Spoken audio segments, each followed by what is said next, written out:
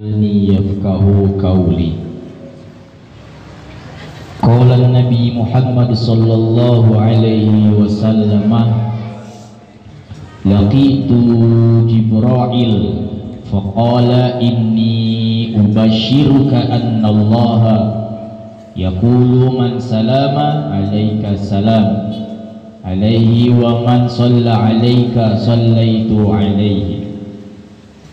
Allahumma salli wa sallim ala sayyidina Muhammadin al-Fatih limag'ulika wal khatimi lima sabaqa nasiril haqqi bil haqq wal hadi ila siratikal mustaqim wa ala alihi wa sahbihi haqqa qadrihi wa miqdarihil azim. Amma ba'd. Abah Pepen, pimpinan Majelis Ta'lim At-Taubah, kita doakan matan Allahu fi kulli hayatikum. Amin. Insyaallah beliau selalu diberikan kesehatan oleh Allah Subhanahu wa taala dalam taat. Insyaallah keluarganya dibebaskan dari kesulitan apapun. Amin. Dan Allah Subhanahu wa taala yang membimbing sehingga mendapatkan keridhaan dari Allah Subhanahu wa taala. Amin. Ya rabbal alamin. Jamaah Majelis Ta'lim At-Taubah, bapak-bapak sekalian yang dimuliakan oleh Allah Subhanahu wa taala, insyaallah segala upaya, kegiatan, pekerjaan, usaha kalian semua, kita semua, Allah Subhanahu wa taala berikan ganjaran keridhaan dari Allah Subhanahu wa taala. Amin. Para generasi pemuda dan para pemudi Majelis Ta'lim At-Taubah, Majelis Ta'lim Majelis Tajul Mustafa dirahmati oleh Allah. Malam hari ini kita akan belajar hadis tafsir Ibnu Katsir. Perihal tentang tema malam hari ini adalah jangan menikahi bekas istri atau jangan menikahi istri bekas anak kandungnya. Ini yang perlu kita ketahui. Karena di zaman sekarang ini banyak orang-orang yang memang ada seorang anak yang menikahi ibu kandungnya. Ini di zaman Nabi pun sudah ada, di zaman Nabi Muhammad sallallahu alaihi wasallam. Jadi ada seorang suami yang sangat mukmin. Suami ini soleh, rajin ibadah, agamanya taat kepada Allah, istrinya ahli ibadah, di lingkungan yang pimpin itu semuanya kalah dalam hal ibadah. Jadi suaminya ini yang paling hebat dalam bidang agama, suaminya ini paling hebat dalam hal ibadah, dan memiliki seorang anak yang seorang anak ini memiliki keserupaan dengan ayahanda kandungnya.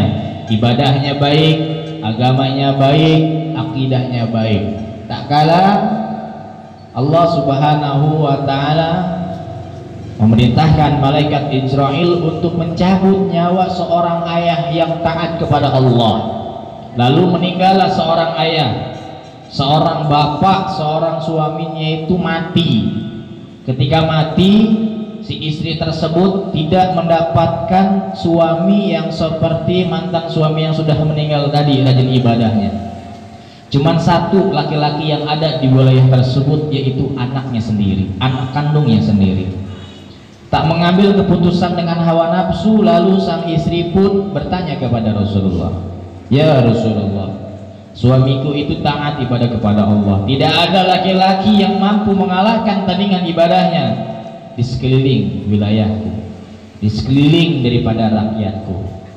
Tetapi ada satu laki-laki yang memang menyerupai daripada ibadah daripada suamiku, mantan suamiku.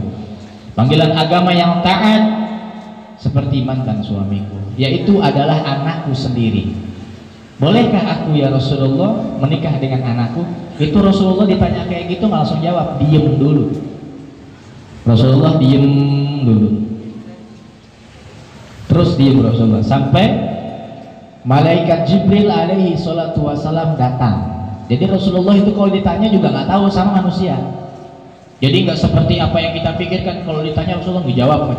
Itu Rasulullah ada diamnya dulu, diam sampai wahyunya turun ayat daripada Allah memerintahkan Jibril alaihi salatu wassalam untuk memberikan asbabun nuzul ayat-ayat Quran ini turun.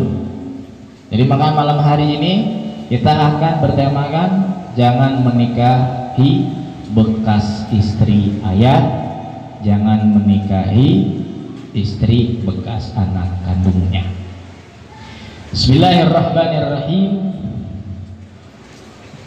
Wala tankihu ma nakaha aba'ukum minan nisa'i illa ma qad salaf innahu kana fahishatan wa maqtan wa sa'a sabila. Dan janganlah kamu kawini wanita-wanita yang telah dikawini oleh ayahmu, terkecuali pada masa yang telah lampau. Sesungguhnya perbuatan itu amat keji dan dibenci Allah, dan seburuk-buruk jalan yang ditempuh. Quran surat An-Nisa ayat ke-22. Ini ayat ini turun ketika ada pemberitahuan tentang seorang istri yang ingin menikah kepada anaknya sendiri.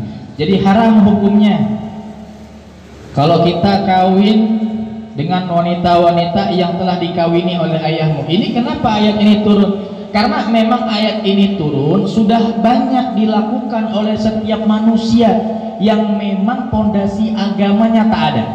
Paling banyak itu di luar kota Jakarta. Adapun di kota Jakarta ataupun di luar kampung-kampung dan sebangsanya, ini banyak seorang anak yang memang menikahi ibunya sendiri. Kadang kalau misalkan memang ada anak seperti itu, berarti anak tersebut tidak terdidik dalam hal agama. Jadi ini datang daripada murkanya Allah. Ini adalah seburuk-buruknya jalan yang ditempuh oleh manusia tersebut, ataupun istri bekas anak kandungnya. Jangan sampai kita menikahi. Di sini ada nggak kayak gitu? Nggak ada lah ya.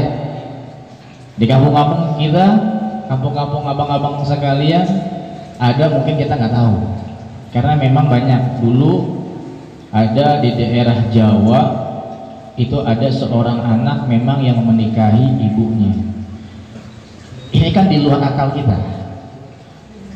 Menikah dengan seorang laki-laki dan memiliki anak, ini istrinya cantik, ibunya cantik, bapaknya mati.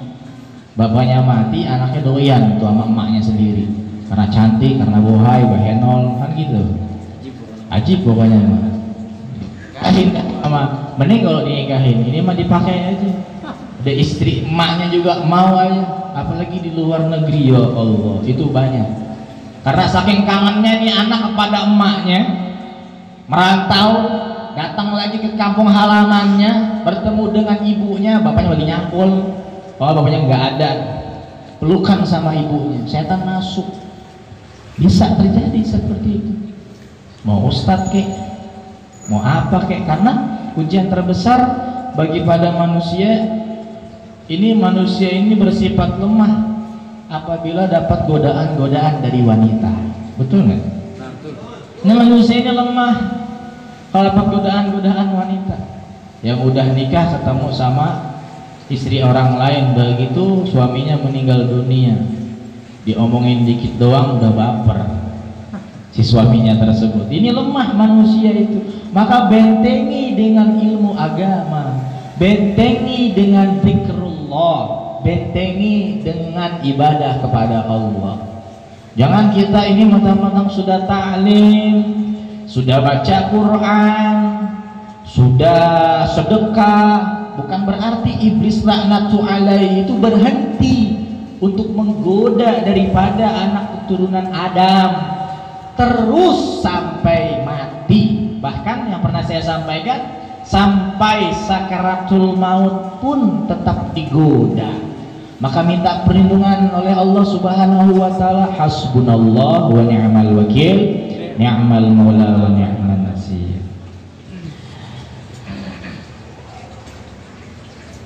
Hurramat alaikum ummahatukum wa banatukum wa akhwatukum wa ammatukum wa khalatukum wa banatul akhi wa banatul ukhti wa ummahatukum allati arda'nukum wa akhwatukum manar radha'ah wa ummahatu nisaikum wa rababukum allati fi hujurikum man nisaikum allati dakhaltum bihinna fa in lam takunu dakhaltu bihinna fala junaha alaikum wa halailu abnaikum alladhi min aslabikum wa an tajma'u bainal ukhtaini illa ma qad salaf innallaha kana ghafurur rahima. Di sini ada 11 haram untuk kita nikahi. Ada 11 haram untuk kita nikahi. Yang pertama, ibumu. Haram untuk kita menikahi ibu kita. Ya. Biar jangan nikahin mak sendiri. Nggak boleh. Ya. Di sini yang mak-maknya cakep tuh siapa? Nah, itu mak-mak zaman sekarang ya. Kalau zaman mak-mak dulu mah, waduh. Zaman manis. Itu manis tuh mak-mak zaman nah bukan dengan zaman now. Kalau emak-emak sekarang tuh ya Allah, ya menor ya. Kalau taklim pengajian bukan paling banyak ilmunya, paling cakep dandanannya, paling heboh pakaiannya, paling gunjrang-ganjreng perhiasannya. Itulah akhir zaman. Jadi jangan menikahi. Ini kenapa ini disebutkan? Karena memang sudah terjadi. Banyak seorang anak yang memang menikahi emaknya sendiri ada. Yang tadi pernah saya sampaikan bukan hanya menikahi tapi di apa tuh bahasanya tuh Bre? Kalau orang lagi mana? Apa bahasanya? Bukan begituan. Wik. Itu ada yang kayak gitu. Jadi diselimuti oleh iblis laknatu alaih. Ini jadi bahaya. Jadi jangan menikahi ibumu yang pertama, yang kedua anak perempuanmu. Ada bapak-bapak yang nikahi anak perempuannya ada. Jadi ada cerita. Cerita ini diambil daripada orang-orang kampung. Jadi ada istrinya yang lumpuh, udah nggak bisa berdaya, udah nggak bisa memberikan lahir ataupun batin kepuasan kepada suami, dan seorang keluarga itu memiliki anak satu. Ibunya, istrinya udah nggak bisa ngapa-ngapain. Ini selama 4 tahun loh. Ini kan di luar akal manusia. Kalau misalkan maaf lahir batin, kalau diberikan perbandingan, kalau misalkan cuma sekali 2 kali bersih tubuhnya, itu mah memang udah menjadi watak iblis masuk ke sana. Serempetan hawa nafsu. Ini selama 4 tahun. Itu bukan satu iblis lagi, 18 iblis sudah masuk ke tubuh dia. Itu ada seorang bapak yang memang melihat anaknya udah balik, udah dewasa, udah besar, makannya dipisahkan. Saya bilang sama Ridwan, Kimu rumahnya tidak begitu besar, tidak begitu kecil, tapi kecil. Tidurnya begitu rame-rame. Adiknya dia sudah dewasa, sudah balik. Jangan disatukan dengan Ridwan, jangan disatukan dengan bapaknya. Kan kalau tidur itu kita nggak pernah tahu keadaan kita bergeraknya kemana-kemana. Kan seperti itu. Tiba-tiba menclak-mencok tuh berdua, demam aja. Kan kayak begitu. Sama-sama suka, itu di luar negeri biasa banyak kayak begitu. Orang-orang kaya banyak yang kayak gitu. Dia lebih menikmati daripada kadang kakak kandung dengan adik kandungnya laki-laki dengan perempuan. Maka dipisahkan. Kalau bagian tidurnya, jadi dengan adiknya dipisahin, jadi di kamar mandi, adanya di kamar, di aula ya. Kalau nggak di samping ini ada, kok nggak di atas ini lah, boleh. Sedang ini aja nggak apa-apa. Pas lah kalau jatuh ke bawah. Ini nggak boleh anak perempuanmu. Jadi seorang ayah ini ada, karena memang tidak mendapatkan kepuasan daripada istrinya, karena tidak dibekali dengan agama, dia main kepada anak perempuan. Anak perempuan yang selama dari mulai SD, SMP masuk ke SMA, ini terus dilakukan hubungan antara anak dengan ayahnya sendiri.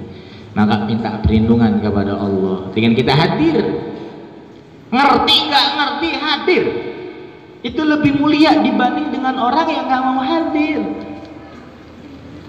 Pernah saya sampaikan bahwasanya ketika ada panggilan agama dilakukan di tempat wilayah, lalu di wilayah tersebut tidak ingin dapat panggilan ataupun tidak mau menjawab panggilan agama tersebut, dia paham akan kemuliaan majelis taklim, dia paham atas kemuliaan ibadah kepada Allah, tetapi dia tidak mau melakukannya. Dia paham bahwa perbuatan maksiat itu tidak disukai Allah, dia paham bahwa perbuatan itu haram dilarang oleh Allah, tetapi dia melakukannya. Ini kan kebalikan. Pada saat itu ketika dibangkitkan dengan trompet sangkakala yang kedua, mereka dalam keadaan yang buta, mereka dalam keadaan yang tuli. Lalu mereka semua itu berteriak, berbicara kepada Allah, wahai Allah, bukankah aku selama di dunia mataku bisa melihat dan telingaku bisa mendengar? Kenapa kau bangkitkan aku dalam keadaan buta dan tidak bisa mendengar? Allah pun menjawab, dulu ente pada saat tanggal sekian, bulan sekian, waktu sekian, di wilayah ente itu ada panggilan agama. Bukankah ente lupa ada ulama? Di tempat ente ada ulama kan? Iya ada ya Allah. Di tempat ente ada yang syiarnya? Ada ya Allah. Di tempat ente ada yang mengadakan seremonial kan untuk syiar agama? Ada ya Allah. Kenapa ente nggak panggil? Ente lupa setiap waktunya sudah ada panggilan agama, sudah ada panggilanku dengan zuhurnya jam 12, dengan asyarnya jam 3, dengan maghribnya jam 6, dengan isyaknya jam 7, dengan subuhnya jam 4. Lalu kau kemana pada saat itu? Kau ingin kubangkitkan lagi dengan keadaan yang sempurna? Lah, kata Allah, engkau mendurhakaiku. Selama engkau hidup di dunia, waktu mudamu kau habiskan dengan bermaksiat. Tak kau gunakan waktu mudamu untuk beragama. Tidak kau gunakan waktu sehatmu untuk syiar. Tak kau gunakan hartamu untuk berkorban di jalanku, kata Allah. Lalu kau minta kembali dengan kemuliaan tersebut, kata Allah, enggak bisa. Maka sengsara kita di yaumul qiyamah, jaraknya jauh dan lama. Itu yang kedua. Yang ketiga, jangan kau menikahi, haram menikahi saudara perempuanmu. Haram hukumnya. Nikah sama saudari jeri ya mah, itu nggak boleh. Itu haram. Itu terjadi di zaman Nabi siapa? Menikah sama saudara. Nabi Adam. Makanya ayat ini turun, dan janganlah kamu kawini wanita-wanita yang telah dikawini oleh ayahmu, terkecuali pada masa yang telah lampau. Masa dulu udah nggak usah dilakukan lagi, nggak boleh. Yang keempat, bibi dari ayahmu, itu haram dinikahi. Yang kelima, bibi dari ibumu. Yang keenam, anak perempuan saudara laki-laki. Yang ketujuh, anak perempuan saudara perempuanmu. Kedelapan, ibu yang menyusuimu. Contoh, ibu menyusui. Rasulullah Shallallahu Alaihi Wasallam tidak menikahi ibu yang menyusui Rasulullah. Siapa yang menyusui Rasulullah? Halimatus. Yang kedua?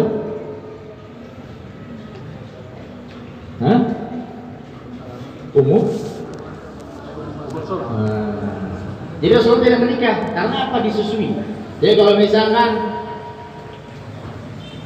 Abah Pepen punya anak Jerry, istrinya nyusuin Jerry, terus tiba-tiba Abah Pepen ambil anak lain untuk disusui anak perempuan, nah itu nggak boleh dinikahin sama Jerry, susu, ya, apalagi susu kesedotan buang berdua.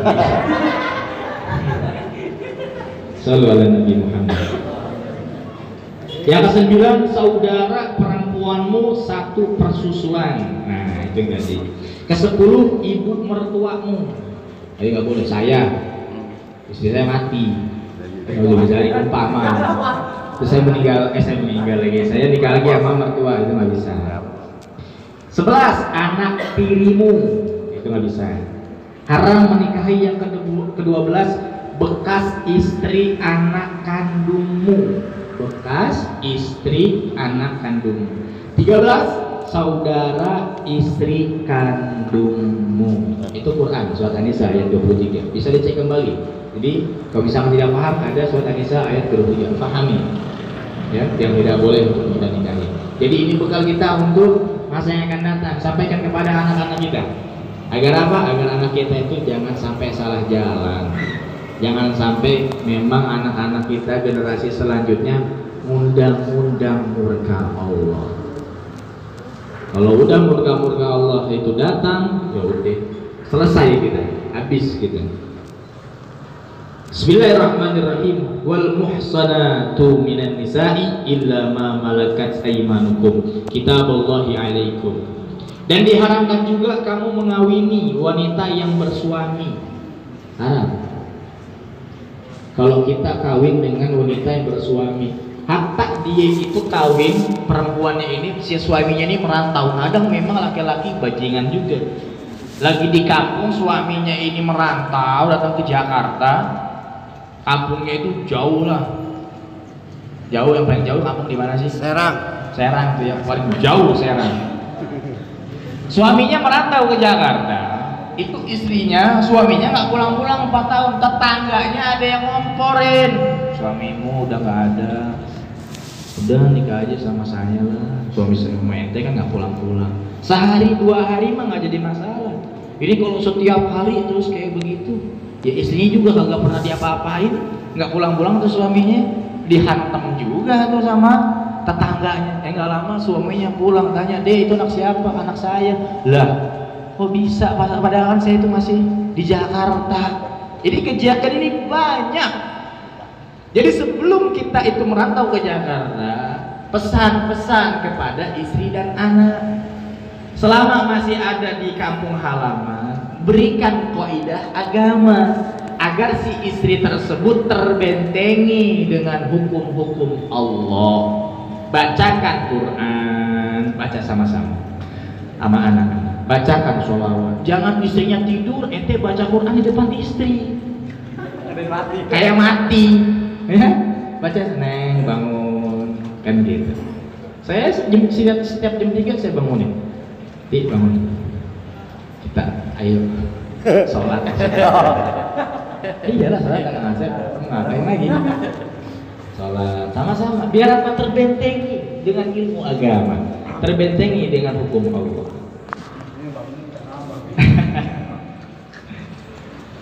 Diharamkan juga kamu mengaini wanita yang bersuami kecuali budak-budak yang kamu miliki. Allah telah menetapkan hukum itu sebagai ketetapan atas kamu. Nah, jadi ini udah ketetapan yang Allah berikan.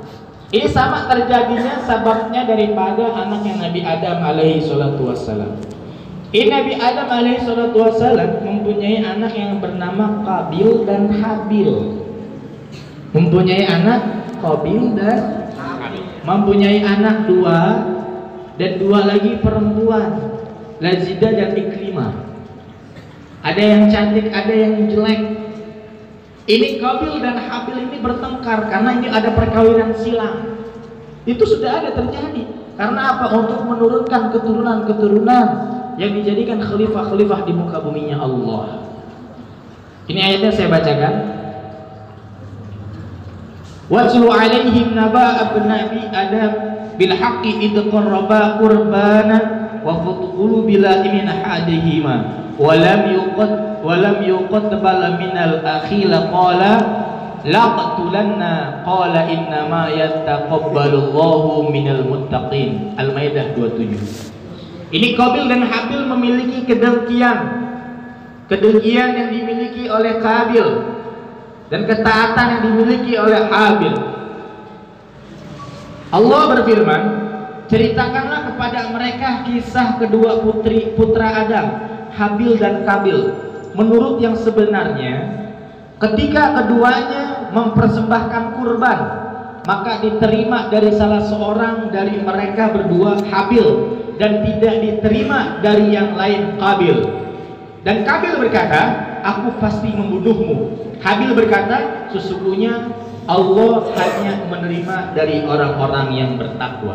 Tidak lain dan tidak bukan, ketika Habil dan Qabil ini memberikan sebuah kurban ini kayak misalkan kasih makanan, ada yang domba peternakan, ada yang perkebunan. yang dimiliki oleh Qabil ini unta yang tidak bagus, perkebunan yang tidak bagus, jadi tidak terima oleh bapaknya Nabi Adam. Jadi bapaknya itu coba bawa, kau punya apa Qabil, kau punya apa Habil, taruh berdua, ini biarkan burung ini yang memakan. Siapa yang mau memakan daripada kedua kurban ini? Ternyata yang diambil daripada kurbannya Habil. Ini Qabil marah, tidak menerima, ada kedengkian di dalam dirinya. Ketika apa? Ketika Nabi Adam alaihi salatu wassalam memberikan pernikahan daripada Habil dengan saudari perempuannya, saudari kandungnya yang cantik. Sedangkan Qabil menikah dengan saudari perempuannya yang jelek. Dia nggak terima. Akhirnya Qabil ingin membunuh daripada saudaranya sendiri. Ini sudah terjadi di zaman kita sekarang. Di akhir zaman ini udah banyak anak yang membunuh bapaknya, bapak yang membunuh anaknya, ada anak yang membunuh saudaranya, ada ibu yang membunuh bapak dengan anaknya, banyak ibu dan bapak membunuh anak-anaknya. Ini mengundang murka Allah. Ini mengundang daripada perkara bencana-bencana yang memang kita lakukan sendiri tanpa kita sadari.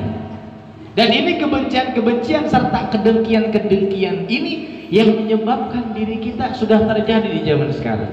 Majelis satu banyak memiliki kedengkian. Itu keturunan-keturunan daripada Qabil yang memang memiliki ciri-ciri kedengkian. Maka setiap kisah, setiap hadis daripada Nabi Muhammad SAW menceritakan tentang bab-bab apapun di dalam kitab Duratun Nasihin, pasti akan ada kalimat seperti ini kemuliaannya. Laqitu Jibril faqala inni ubashiruka anna Allah yaqulu man salama alaika salam alaihi wa man shalla alaika shallaitu alaihi. Aku bertemu dengan Jibril, kata Rasulullah. Lalu aku berkata, sesungguhnya aku memberi kabar gembira kepadamu bahwa Allah Subhanahu wa ta'ala berfirman, barang siapa mengucapkan salam kepadamu, maka aku ucapkan salam kepadanya, dan barang siapa bersolawat kepadamu, maka aku rahmati dia. Udah berapa banyak solawat kita? Jadi kalau kita ambil kaidahnya, di dalam setiap hadis, di dalam setiap bab, pasti akan selalu ada selawat-selawat yang terus dibicarakan oleh Allah Subhanahu wa ta'ala akan kemuliaan daripada seorang hamba yang banyak berselawat kepada Nabi Muhammad sallallahu alaihi wasallam. Jadi hadis dirahmati oleh Allah Subhanahu wa ta'ala, ini tanamkan kepada diri kita, catat baik-baik, rekam baik-baik dengan hal-hal yang diharapkan oleh Allah Subhanahu wa ta'ala agar tidak mendatangkan daripada murka-murka Allah. Adanya majelis taklim atau taubah didirikan akan apa?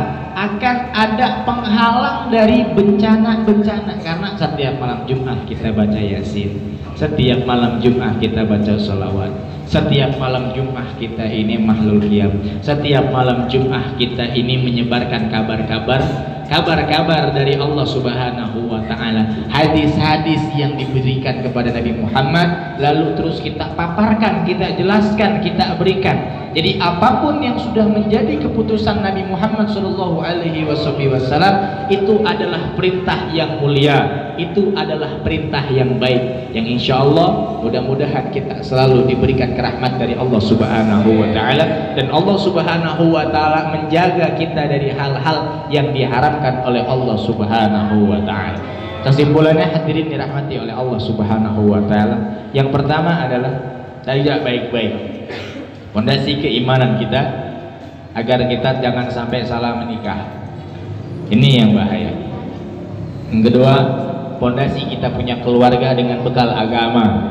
Ingat, kalau kita kasih bekalnya itu dunia, ketika dunianya ini sudah hilang, dalam keluarga akan terus meminta dengan hal yang serupa.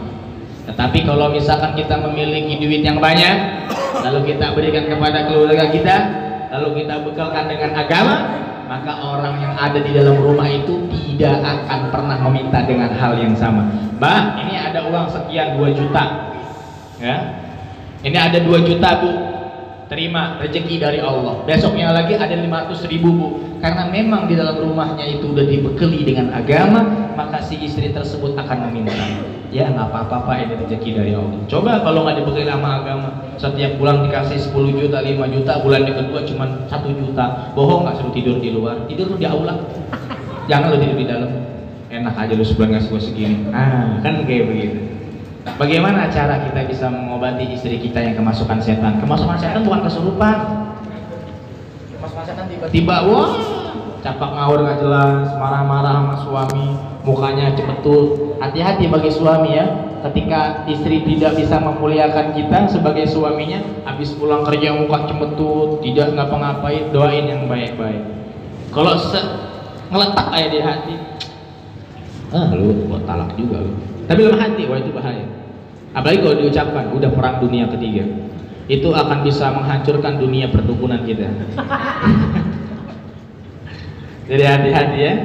Jadi hadirin dirahmati oleh Allah Subhanahu wa taala, bekal yang sangat terbaik di dalam rumah bukan hanya kalimat sakinah mawaddah warahmah yang diucapkan oleh orang-orang yang datang kepada kita.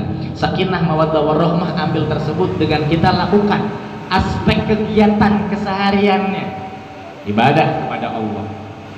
Kan ekspektasi kita sebelum menikah, nanti sholat bareng, nanti kalau kita nikah sholat bareng ya jamaah, iya, nanti kalau kita nikah nanti duha bareng ya, iya, nanti kalau kita nikah jam 3 kita bangun sholat tahajud bareng, iya, boro-boro. Nanti kalau udah nikah mah udah sholat mah sendiri-sendiri baik, kan kayak begitu.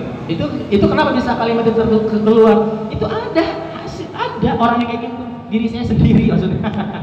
Pulang capek maksudnya Jer, gitu. Pengen tahajud bareng, cuma beberapa, baca Quran bareng cuma beberapa. Yang niatan sebelum nikah itu banyak aman-aman yang terjadi, pada saat nikah tidak terlampaui semuanya, cuma sebagian doang, berat. Jadi pelan-pelan ya.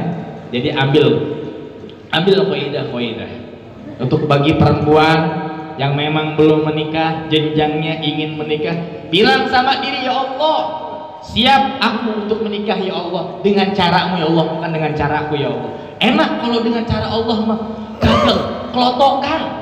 Ini saksinya banyak, santri-santri saya mau nikah gak kelotok, biasa aja, duit datang sendiri, ini mau nikah, ini hadiah, bukan sedekah. Kalau sedekah saya tidak terima, karena zuriat Nabi tidak bisa terima sedekah, zakat fitrah sama kurban, itu nggak bisa. Idul Adha, ya, potong nih, sedekah Bib, dari si fulan kurban, nggak bisa makan saya. Kecuali Bib ini hadiah, barang-barang umpama mau vape, apa, duit, Bib ini sedekah, nggak bisa terima sedekah. Rasul marah, engkau berselawat kepadaku, engkau meminta syafaat kepadaku, kau minta zakat kepada zuriatku. Zakat itu apa? Zakat fitrah itu adalah nyuci dosa, nerima dosa. Masa lu ngasih dosa sama Ahlul Bait, kecuali sama ulama, sama ustaz, itu nggak apa-apa, sama-sama saling mencuci dosa. Itu ada dalam kitab Arba'in An-Nawawi, itu ada dalam kitab Nabawiyah. Jadi itu adalah sebuah hadiah, ya, hadiah, bukan sedekah. Kalau umum kita semua, Bib ini ada makanan hadiah dari anak-anak, kayak begitu. Makanya keluar kalimat, Bib ini alhamdulillah ada hadiah, ini ada hadiah. Di luar ada makanan. Kalau misalkan Bib ini makan sedekah dari si fulan bin fulan, saya nggak makan. Mungkin dulu saya pernah makan di tempat-tempat yang lain. Jadi setiap ada pengajian, waktu itu ada di Kampung Gusti, itu sedekah, Bib ini sedekah makanan nih. Akhirnya pada saat kita taklim buka lagi tentang masalah bab zuriyatun Nabi, ternyata sedekah dari makanan juga nggak boleh makan. Kita bilang, guru kita bilang, dulu makan ya, dia taubatan nasuha.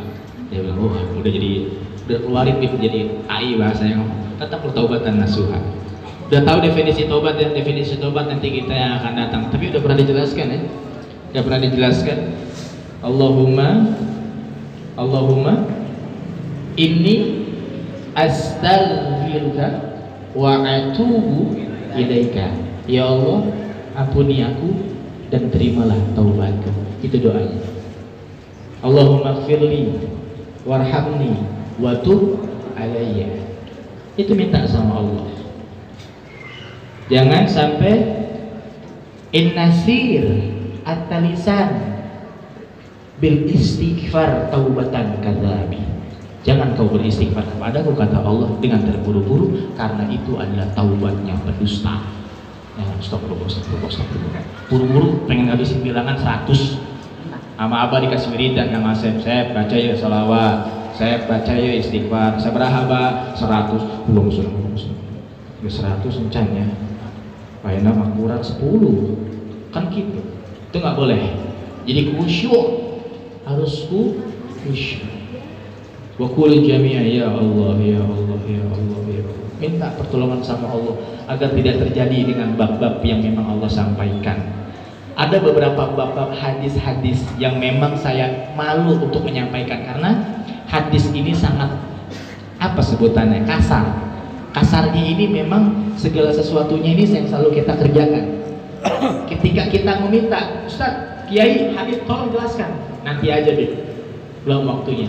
Soal ini berat, makanya kita kasih hadis Ibnu Katsir, kita kasih hadis Duratun Nasihin, kita kasih bab Gumratun Ghafilin, terus yang memang ringan-ringan. Insya Allah mudah-mudahan kita dimampukan oleh Allah Subhanahu Wa Taala untuk menjadikan manusia-manusia yang mulia dunia wal akhirat. Amin amin ya rabbal alamin. Sallallahu salamullah ala Taha Rasulillah.